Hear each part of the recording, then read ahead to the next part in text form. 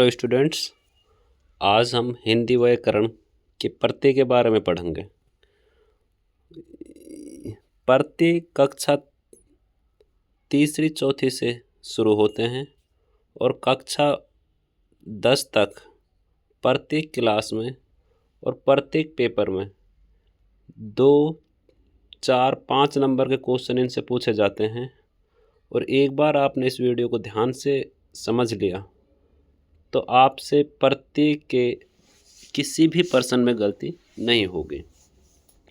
तो पहला क्वेश्चन यह है कि प्रत्यय क्या है, प्रत्यय कैसे लगते हैं और कहाँ पर प्रयोग किया जाते हैं। तो इन सभी प्रश्नों के उत्तर आपको मिलने वाले हैं। पहला है, प्रत्यय किसे कहते हैं? जो शब्दांश किसी शब्द के अंत में जुड़कर, ध्यान रखना है, शब्द के अंत में जुड़कर उसके अर्थ में परिवर्तन या विशेषता ला देते हैं, वो प्रत्यय कहलाते हैं।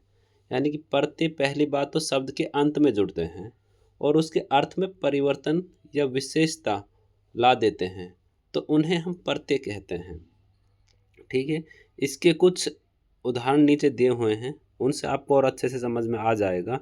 और इस वीडियो के बाद आप प्रत्यय का किसी भी तरह का क्वेश्चन आसानी से कर सकते हो। पहला है प्रत्यय, उसके बाद मूल शब्द और प्रत्यय से निर्मित शब्द, मतलब किस तरह से प्रत्यय लगाए जाते हैं। जैसे पढ़ में आई प्रत्यय लगाने पर पढ़ाई बन जाता है, और अगर हम प्रत्यय को हटा भी दें तो फिर भी मूल शब्द का कोई अर्थ निकलना चाहिए, तभी उसको प्रत्यय और मूल शब्द कहा जाएगा। सुन प्लस आई सुनाई, लड़ प्लस आई लड़ाई, मिल प्लस आई मिलाई। आन से, आन प्रत्यय से चढ़ प्लस आन चढ़ान, लग प्लस आन लगान, उड़ प्लस आन उड़ान, उठ प्लस आन उठान। ई प्रत्यय से खुश प्लस ई खुशी, फांस प्लस ई फांसी, दुख प्लस ई दुखी। आ प्रत्यय से शिष्य प्लस आ शिष्या, प्रिय प्लस आ प्रिया, बाल प्लस आ बाला, प्यास प्लस आ प्यासा। वान प्रत्यय से धन प्लस वान धनवान, बल प्लस वान बलवान। तो यहाँ पर आपने जो देखा कि मूल शब्द के अंत में लगकर ये अर्थ में परिवर्तन ला देते हैं, तो ये सभी मूल शब्द हैं। और इनमें आप प्रत्यय जोड़ने पर सबके अर्थ परिवर्तन हो जाते हैं। उसी तरह से यहाँ पर देखा हमने, वान प्रत्यय जोड़ने पर सभी के अर्थ में परिवर्तन हो जाते हैं।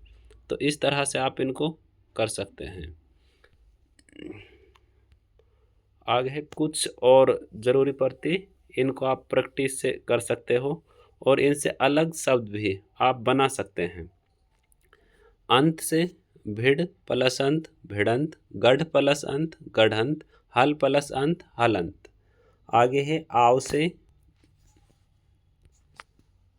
बच प्लस आओ बचाओ, बहा प्लस आओ बहाओ, झुक प्लस आओ झुकाओ। इत प्रत्यय से रचित कथित विदित। वाला प्रत्यय से पढ़ने वाला लिखने वाला गाने वाला। या प्रत्यय से दुखिया सुखिया रसोइया। कार प्रत्यय से कहानीकार कथाकार रचनाकार। नी प्रत्यय से ऊँटनी शेरनी मोरनी। फिर उपसर्ग से उपसर्ग और प्रत्यय, ये दो टॉपिक एक साथ होते हैं, उपसर्ग और प्रत्यय।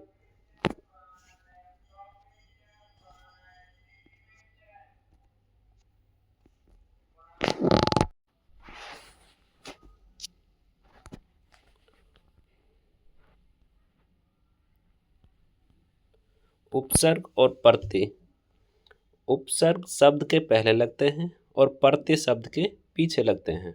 और समझने के लिए आप ऐसे भी कर सकते हैं, पा से प्रत्यय और पा से पीछे, यानी कि जो मूल शब्द के पीछे लगते हैं वो प्रत्यय और जो आगे लगते हैं वे उपसर्ग। तो यहाँ पे उपसर्ग और प्रत्यय दोनों के मेल से बने हुए शब्द हैं। अप प्लस मान प्लस इत, अपमानित। अभि प्लस मान प्लस ई, अभिमानी। परि प्लस श्रम प्लस ई, परिश्रम। पर प्लस तंत्र प्लस ता, परितंत्रता। बे प्लस ईमान प्लस ई, बेईमानी। स्व प्लस तंत्र प्लस ता, स्वतंत्रता।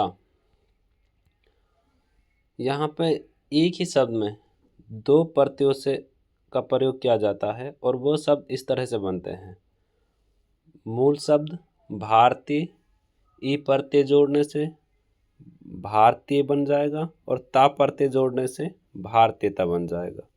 दया से दया प्लस आलू, दयालु। प्लस ता, दयालुता।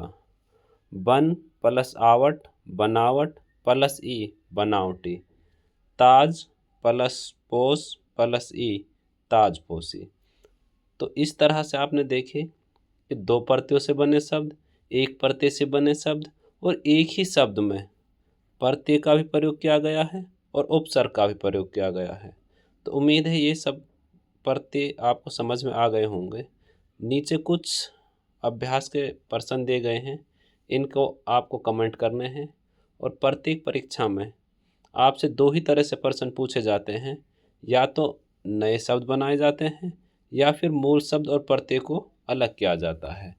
तो जैसे यहाँ पे दिया गया है, पहला प्रश्न हल किया गया है, नीचे जो दिए गए हैं वो आपको हल करके भेजने हैं। वाला, निम्नलिखित प्रत्ययों से दो नवीन शब्द बनाओ। वाला से गाड़ी वाला, फेरी वाला। घर से आपको बनाना है जैसे जादूगर, इससे अलग शब्द आपको बनाने हैं। दार से आना से, इन तीनों शब्दों से आपको प्रत्यय लगाकर शब्द बनाने हैं और फिर आपको भेजना है।